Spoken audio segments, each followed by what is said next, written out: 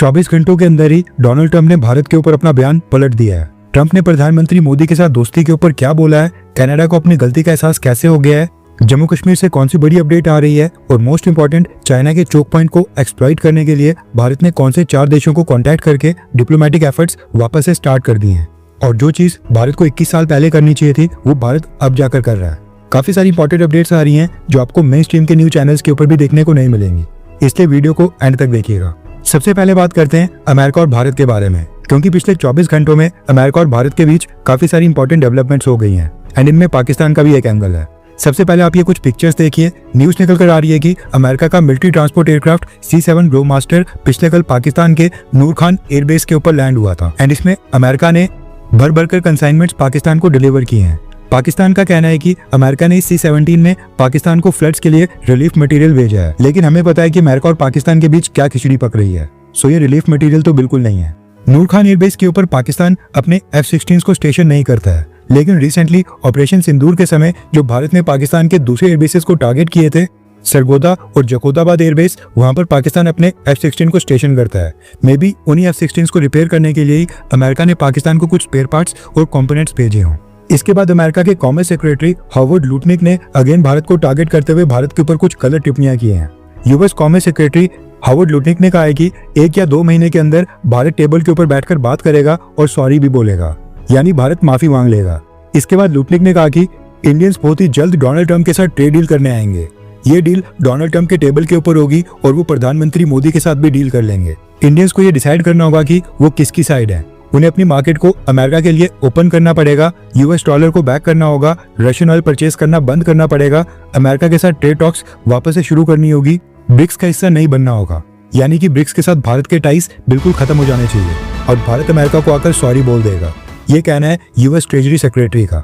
कुछ दिन पहले US ट्रेड एडवाइजर नवारो ने भी ऐसी स्टेटमेंट्स दी थी। उसके ऊपर भी आज भारत के विदेश मंत्रालय के स्पोक्सपर्सन रणधीर जायसवाल सर ने एक स्टेटमेंट दी है, जिसमें उन्होंने कहा कि हमने नवारो की गलत और मिसलीड करने वाली स्टेटमेंट्स देखी हैं और उनको भारत क्लियरली रिजेक्ट करता है और नवारो की बातों में कोई भी सच्चाई नहीं है। इसके अलावा डोनाल्ड ट्रंप ने भारत के ऊपर एक स्टेटमेंट दी थी जिसमें ट्रंप की टोन थोड़ी सी सॉफ्ट हो गई है, इसलिए भारत ने भी इसका रिप्लाई दिया है।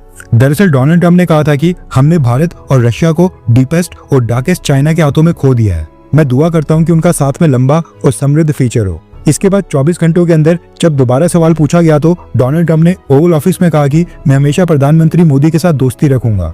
वो बहुत ही ग्रेट प्राइम मिनिस्टर है। भारत और अमेरिका का काफी स्पेशल रिश्ता है और कुछ भी चिंता की बात नहीं है। और कुछ महीने पहले प्रधानमंत्री मोदी यहाँ पर आए थे और मैं उनके साथ रोज गार्डन में गया था। मुझे ये नहीं लगता है कि भारत को हमने पूरी तरह से खो दिया है, लेकिन मैं इस बात से काफी निराश हूँ कि भारत रशिया से क्रूड ऑयल परचेज कर रहा है और मैंने ये बताने के लिए ही, यानी कि अपनी निराशा दिखाने के लिए ही भारत के ऊपर बहुत ही बड़े 50% के टैरिफ्स लगा दिए थे। लेकिन भारत के प्रधानमंत्री मोदी के साथ मेरा काफी अच्छा रिश्ता है। प्रधानमंत्री मोदी हमेशा मेरे दोस्त रहेंगे। इसके रिप्लाई में प्रधानमंत्री मोदी ने भी आज स्टेटमेंट दी जिसमें उन्होंने कहा कि मैं गहराई से डोनाल्ड ट्रंप के सेंटिमेंट्स और जज्बातों की सराहना करता हूं और जो भारत और अमेरिका के रिश्तों के बारे में डोनाल्ड ट्रंप की जो पॉजिटिव असेसमेंट आई है उसको हम भी रेसिप्रोकेट करते हैं, यानी हमारा भी यही मानना है। प्रधानमंत्री मोदी ने यह भी ऐड किया कि भारत और अमेरिका की काफी पॉजिटिव और फॉरवर्ड लुकिंग कॉम्प्रिहेंसिव और ग्लोबल स्ट्रेटेजिक पार्टनरशिप है। प्रधानमंत्री मोदी के बाद भारत के विदेश मंत्री जयशंकर सर ने भी आज दिन में एक स्टेटमेंट दी है जिसमें उन्होंने कहा कि प्रधानमंत्री मोदी अमेरिका के साथ हमारी पार्टनरशिप को बहुत ही ज्यादा इंपॉर्टेंस और काफी महत्व देते हैं। जहां तक प्रेसिडेंट ट्रंप का सवाल है, प्रधानमंत्री मोदी के हमेशा से प्रेसिडेंट ट्रंप के साथ बहुत ही अच्छे पर्सनल रिलेशंस रहे हैं और ट्रंप के साथ प्रधानमंत्री मोदी की काफी अच्छी इक्वेशन होती है। लेकिन बात यह है कि हम अमेरिका के साथ अभी भी एंगेज कर रहे हैं और इस समय मैं इससे ज्यादा कुछ नहीं कह सकता हूँ। अब ये तीनों स्टेटमेंट से साफ पता चलता है कि अमेरिका ने अपनी टोन भारत को लेकर सॉफ्ट की है, जिसको भारत ने भी रेसिप्रोकेट किया है। लेकिन इंपॉर्टेंट बात यह है कि डोनाल्ड ट्रंप को अपनी टीम के मेंबर्स की जुबान के ऊपर भी थोड़ी लगाम लगानी पड़ेगी। नेक्स्ट अपडेट आ रही है यूनाइटेड नेशन जनरल असेंबली को लेकर। दरअसल न्यूज निकल कर आ रही है कि इस साल के यूनाइटेड नेशन जनरल असेंबली के 80th एडिशन में प्रधानमंत्री नरेंद्र मोदी हिस्सा लेने के लिए नहीं जाएंगे।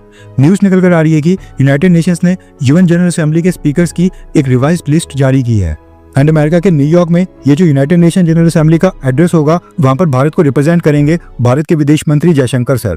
और 27 सितंबर को जयशंकर सर की स्पीच होनी है, यानी कि 27 सितंबर की डेट भारत को एलोकेट की गई है।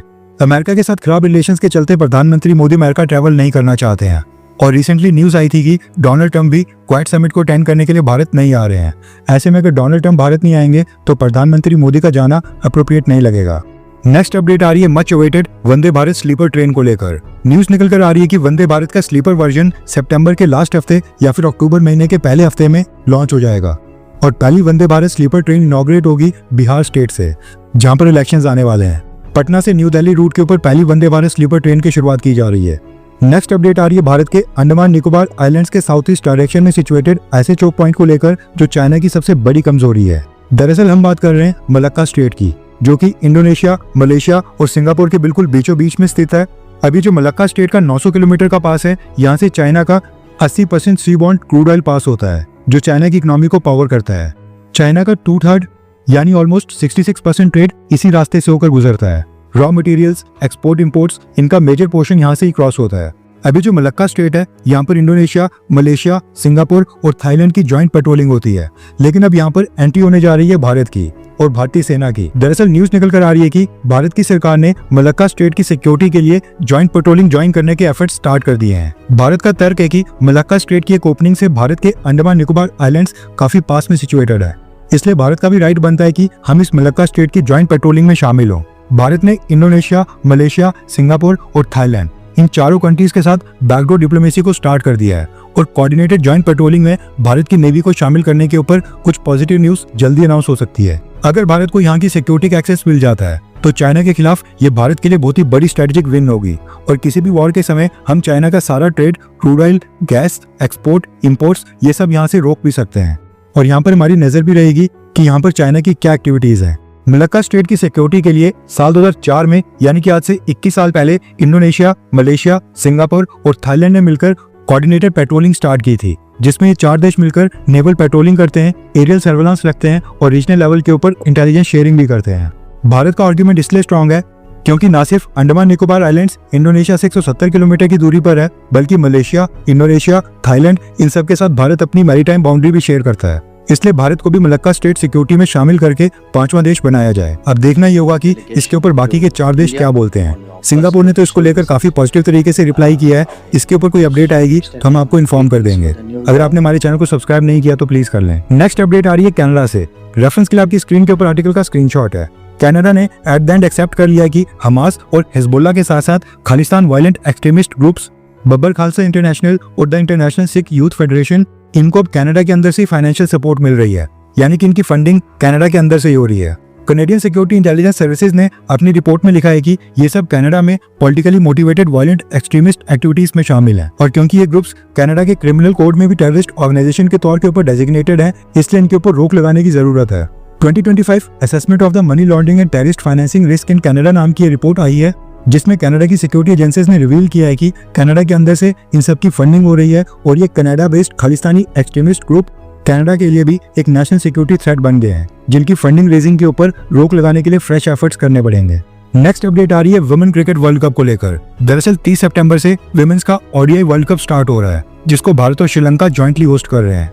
पाकिस्तान के सारे मैचेस श्रीलंका में होंगे क्योंकि पाकिस्तान क्रिकेट बोर्ड ने अपनी टीम को भारत भेजने से इनकार कर दिया था, लेकिन अब न्यूज निकल कर आ रही है कि 30 सितंबर को जो भारत के गुवाहाटी क्रिकेट स्टेडियम में इस वर्ल्ड कप की ओपनिंग सेरेमनी होगी, जहां पर सभी टीम्स के कैप्टन को प्रेजेंट होना होता है, वहां भी पाकिस्तान क्रिकेट बोर्ड ने अपनी विमेन टीम की कैप्टन को भेजने से इनकार कर दिया है। इसके साथ ही पाकिस्तान क्रिकेट बोर्ड को रिप्रेजेंट करने के लिए कोई भी पीसीबी का ऑफिशियल ओपनिंग सेरेमनी में भी हिस्सा नहीं लेगा, यानी कि भारत आना ही नहीं चाहते हैं। नेक्स्ट अपडेट आ रही है जम्मू कश्मीर के श्रीनगर से। सबसे पहले आप ये वीडियो देखिए। दरअसल श्रीनगर में दरगाह हजरत बल नाम की एक बहुत ही बड़ी श्राइन है। यहाँ की रीडेवलपमेंट के लिए भारत की सरकार ने कुछ फंड्स दिए थे, इसलिए यहाँ पर एक दीवार के ऊपर जो रेनोवेशन प्लैक बनाया गया था, उसके ऊपर भारत सरकार को रिप्रेजेंट करता हुआ अशोका का साइन यानी कि हमारा नेशनल एम्बलम भी बनाया गया था। लेकिन यहाँ पर मस्जिद में आए लोकल्स ने प्रेयर्स के बाद इस नेशनल एम्बलम को पत्थर से मार मार कर तोड़ दिया, जिसकी वीडियो सोशल मीडिया के ऊपर भी काफी वायरल हो रही है। वीडियो वायरल होने के बाद जो लोग इस इंसिडेंट में इन्वॉल्व थे, उनके खिलाफ पीएसए यानी कि पब्लिक सेफ्टी एक्ट के तहत कार्रवाई स्टार्ट की गई है और प्रॉपर एफआईआर रजिस्टर करके केस भी फाइल कर दिया गया है। लेकिन जम्मू कश्मीर के chief minister Omar Abdullah national emblem को तोड़ने वाले लोगों के डिफेंस में आ गए हैं और उमर अब्दुल्ला ने एक स्टेटमेंट जारी की है, जिसमें उमर अब्दुल्ला ने कहा है कि सबसे पहले तो इस स्टोन के ऊपर नेशनल एम्बलम यानी कि अशोका एम्बलम लगाने की क्या जरूरत थी। क्या जो सरकार ने काम किया था वो सफिशिएंट नहीं था? पहले तो आप लोगों के रिलीजियस सेंटिमेंट्स को हर्ट करते हो और उसके बाद आप ये करते हो, यानी कि अशोका एम्बलम को बनाना रिलीजियस सेंटिमेंट्स को हर्ट करने के बराबर है। जम्मू कश्मीर के लेफ्टिनेंट गवर्नर मनोज सिन्हा ने भी एक स्टेटमेंट दी है, जिसमें मनोज सिन्हा ने कहा है कि हजरत बल श्राइन के रेनोवेशन प्लैक के ऊपर अशोका एम्बलम की तोड़फोड़ करना ये देखकर बहुत ही दुख हुआ। अशोका एम्बलम हमारी सॉवरेनिटी और नेशनल प्राइड का सिंबल है। ऐसे काम हमारी नेशनल फीलिंग्स को चोट पहुंचाते हैं और बिल्कुल टॉलरेट नहीं किए जाएंगे। जिन्होंने ये काम किया है उनके खिलाफ काफी स्ट्रॉन्ग एक्शन लिया जाएगा और उनके खिलाफ सख्त कार्रवाई की जाएगी। अब देखा जाए तो उन सब लोगों को सरकार का पैसा भी चाहिए, लेकिन सरकार के निशान से इनको प्रॉब्लम हो रही है। मानो कि वहां पर ओम या फिर हिंदू रिलीजन का कोई सिंबल लगा दिया गया हो।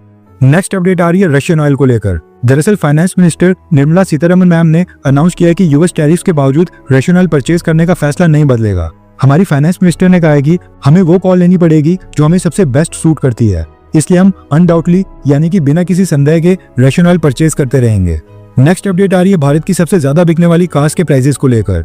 जैसा कि आपको पता है जीएसटी के नए रेट्स आ रहे हैं, इसलिए एक नई अपडेट आई है। रेफरेंस के लिए आपकी स्क्रीन के ऊपर नया इन्फोग्राफिक है जिसमें कुछ कार के मॉडल्स लिस्टेड हैं जिनके रेट में जीएसटी रिवैम्प के बाद भारी गिरावट आने वाली है। ओल्ड प्राइसेस और न्यू प्राइसेस देखने के लिए आप इस वीडियो को पॉज कर सकते हैं। हर 24 घंटे के अंदर जियोपॉलिटिक्स में बड़े फेरबदलाव और उलटफेर हो रहे हैं और भारत के लिए नए चैलेंजेस आ रहे हैं। कोई देश अपने फैसले से पलट रहा है तो कोई देश ब्लैकमेलिंग के ऊपर उतर आया है। सभी देश एक दूसरे को नीचे लगाने की कोशिश कर रहे हैं। इन सब के बीच हमारा भारत किसी भी देश से पीछे न रह जाए, इसके लिए मोदी सरकार लगातार कोशिशें कर रही है। एंड भारत की foreign policy, defence news, economy और ग्लोबल अफेयर्स का सही एनालिसिस हमारे चैनल इंडियन अफेयर्स का मिशन है और ये मिशन आपके सपोर्ट के बिना अधूरा है। इंडियन अफेयर्स हिंदी के ऊपर हम सभी फैक्ट्स और डेटा बिल्कुल सरल भाषा में एनालाइज करते हैं, बिना किसी एजेंडा के। अगर आप चाहते हैं कि इंडियन अफेयर्स का सही और ऑथेंटिक एनालिसिस आप तक लगातार पहुंचे तो इस वीडियो को लाइक करें और हमारे चैनल इंडियन अफेयर्स को सब्सक्राइब करके बेल नोटिफिकेशन ऑन करना मत भूलिए। आपका एक लाइक हमारे चैनल को ग्रो करने में काफी मदद करेगा और एक सब्सक्राइब ये सुनिश्चित करेगा कि आप किसी भी इंपॉर्टेंट अपडेट को मिस ना करें। अगर आपने हमारे चैनल को पहले से सब्सक्राइब किया है तो दिल से धन्यवाद। जय हिंद, वंदे मातरम।